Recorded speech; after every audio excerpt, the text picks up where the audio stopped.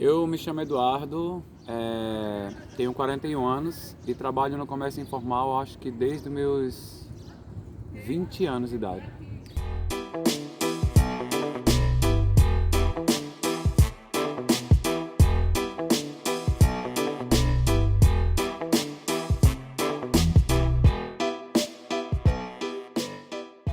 Bem, eu comecei bem adolescente mesmo. Eu já acompanhava meu pai, que também era informal.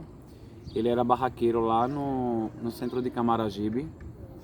E aí eu e minha irmã mais nova também, a gente ia para lá e ficava acompanhando ele. E aí isso foi levando a gente a ter uma curiosidade maior, a questão da informalidade, né? E aí com 14 anos eu me inscrevi num projeto para menor aprendiz. E aí peguei um estágio na Caixa Econômica. E aí trabalhei até meus 17 anos e em seguida trabalhei no McDonald's. Assim que saí do McDonald's fui pro Bob's, mas a minha área mesmo era informalidade. E aí eu fui dançar. Virei dançarino, eu era do Balé Popular do Recife. E depois passei para dançar nas bandas de brega aqui do Recife. E aí fui de banda em banda, depois passei a cantar. E é toda uma história pela frente. Quando eu comecei a dançar, porque assim, sabe que dançar não é coisa de homem, né? Dançar é coisa de viadinho, dançar é coisa de gay, dançar é coisa de bichinha. Dançar foi feito para mulher, ou seja, a dança é feita para mulher. Mas aí quando um cara vai para um lugar que pega uma mulher e que começa a dançar, ele é homem. Se o cara dança sozinho, se o cara faz balé, se o cara faz isso, ele é gay. O fato de dançar não mudou a minha orientação sexual. Eu sou gay porque eu sou gay, amo ser gay, eu quero morrer gay. E se vier em outra vida eu vou querer vir gay de novo. Mas existe sim um preconceito, a questão da dança. Mas aí assim, eu sou muito forte, eu tive uma educação muito boa através da minha mãe. Pelo lado do meu pai nem muito, porque o meu pai ele era muito homofóbico, machista, aquela coisa assim, sabe? Bem daquele povo de outrora mesmo.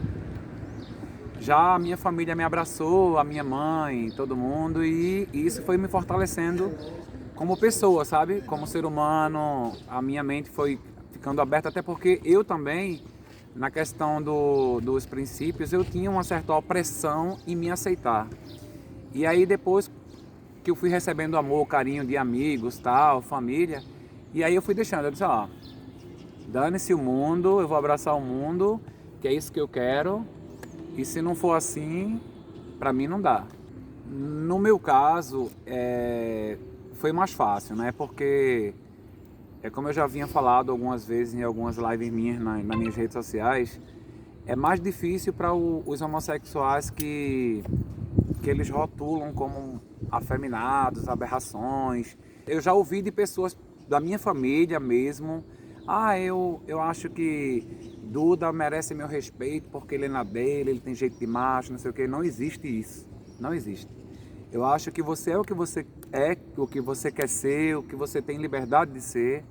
Independente disso, você tem que ter liberdade, você tem que ter portas abertas em tudo quanto é emprego, local social. E você tem que ser inserido sim na sociedade. E você tem que trabalhar mesmo. Porque assim, eu conheço muita gente que hoje em dia são transexuais e são travestis e tem que trabalhar, se sujeitar em trabalhar em BRs, se prostituindo, porque não tem acesso a nada. Não tem acesso. E aí fica difícil, né? Para mim foi mais fácil por conta disso, porque existe essa questão do meu jeito ser esse. Mas para outras pessoas é bem mais difícil, complicado. Cara, eu me sinto decepcionado com as pessoas, sabe? Porque esse termo, ele não era para ser usado, esse termo era para ser chamado de burrice, preconceito, sabe? Porque além de tudo é crime. As pessoas que prezam pela família, pela aquela coisa de que homem tem que ser homem, menina tem que ser menina, e que menino tem que vestir azul, menina tem que vestir rosa, isso para mim é tudo preconceito. Isso aí é uma coisa que vem estrutural. O preconceito ele é estrutural. A gente cresce aprendendo que o preto é diferente do branco, que o gay é diferente do hétero, que o pobre é diferente do rico e que na verdade é tudo a mesma coisa. Aí você tem que ter conhecimento, você tem que crescer, você tem que buscar fontes, você tem que, sabe, se adaptar, você tem que se desconstruir. Porque a gente tem uma educação estrutural muito preconceituosa, racista, homofóbica, machista.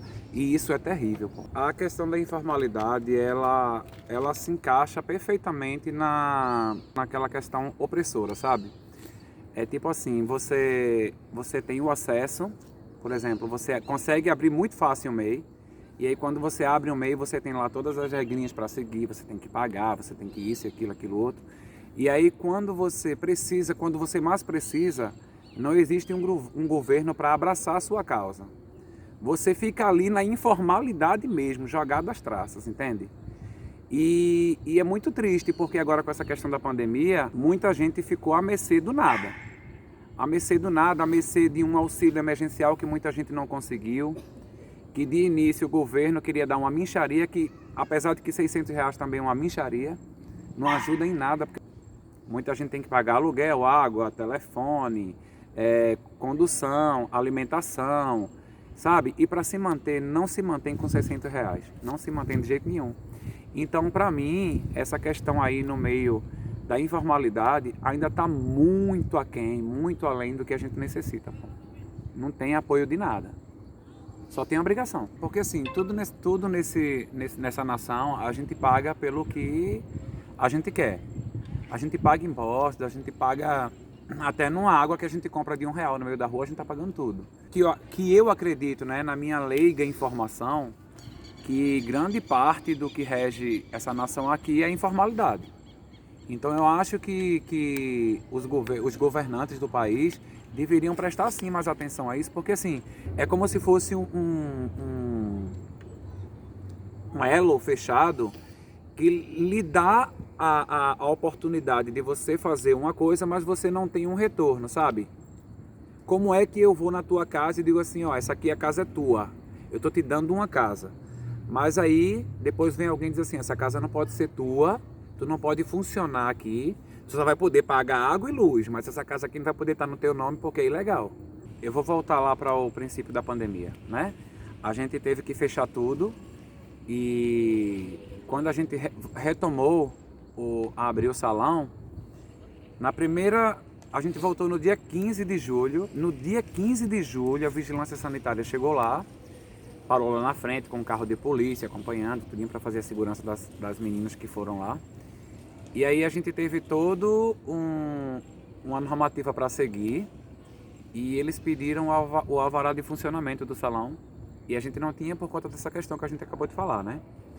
Mas é o seguinte, é isso que eu não entendo, porque nada nesse país funciona.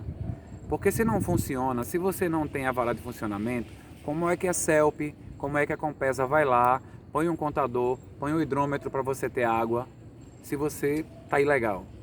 Entende?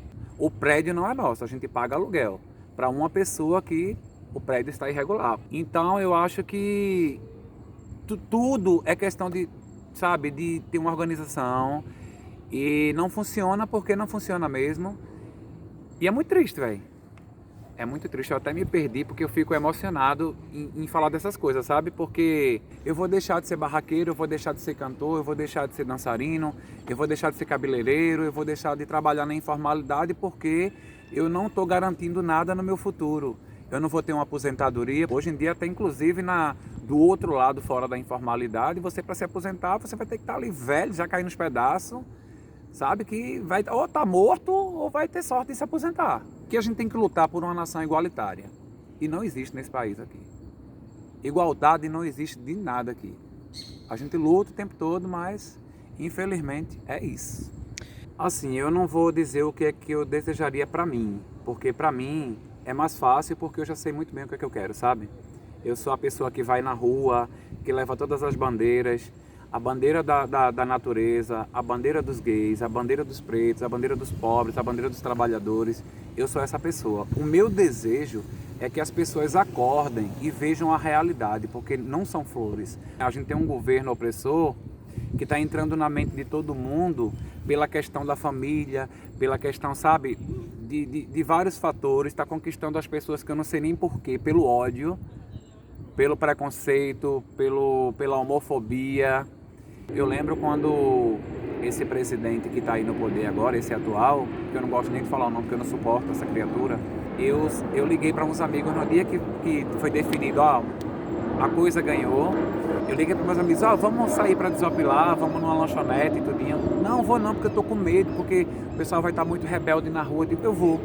E aí eu fui numa lanchonete, ao chegar lá, tinha um carinha no balcão, eu estava atrás dele. E aí ele dizendo, a gente agora vai matar os viadinhos todinho. Eu bati no ombro dele e fiz, pode começar por mim. Mas ele não foi macho para isso, não. Ele, não sei o que falei, não. Quem estava falando eram as pessoas. Eu digo, quem acabou de falar foi você que eu escutei. Você poderia ser macho e me matar agora. E aí ele não fez nada. Sabe? Porque de boca todo mundo é tudo. Mas a gente tem que soltar a voz da gente para cobrar o que a gente quer. Lutem pelos direitos, não só dos seus, lutem pelos direitos dos outros também.